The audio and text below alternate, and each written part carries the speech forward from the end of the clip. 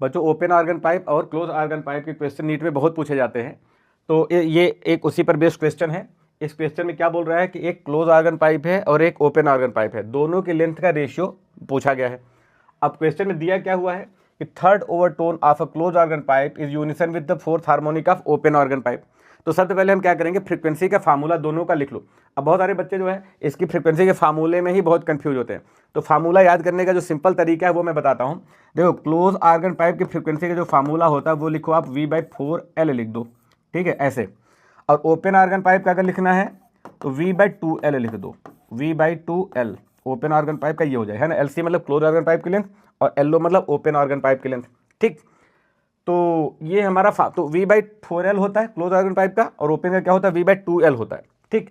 और एक चीज़ इसमें और मल्टीप्लाई में होती है, नंबर ऑफ हार्मोनिक कौन सा है, यहाँ पर नंबर ऑफ हार्मोनिक भी होता है। लेकिन एक प्रॉब्लम यहाँ पे और है कि इस वाले में जो क्लोज आर्गन पाइप है इसका ओवरटोन दिया हुआ है, तो अगर ओवरटोन दिया है तो इस फार्मूले को अप्लाई करने के लिए आपको ओवरटोन को हार्मोनिक में कन्वर्ट करना पड़ेगा।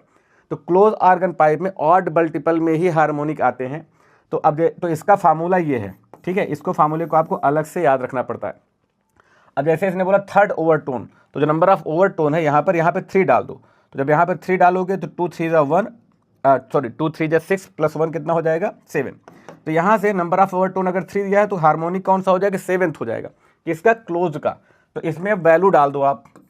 तो अब यहाँ पे क्लोज आर्गन पाइप का जो नंबर ऑफ हार्मोनिक आ रहा है वो आ रहा है 7 V/4 और length of close organ pipe, ठीक है। अब इन्होंने बोला है क्लोज आर्गन पाइप और ओपन आर्गन पाइप जो फ्रीक्वेंसी है वो सेम है, इक्वल है, यूनिसन मतलब इक्वल है।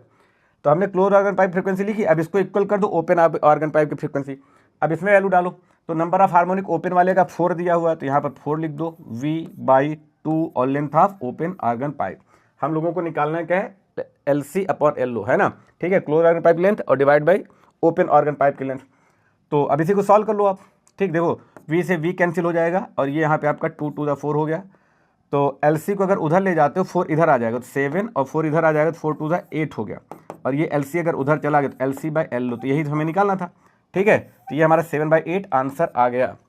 तो बस फार्मूला में आपको वैल्यू डालने आना चाहिए, ओवरटोन क्या होता है, हार्मोनिक क्या होता है, ये थोड़ा सा आपको पता है तो क्वेश्चन बहुत ही आसानी से हो जाता है। Thank you.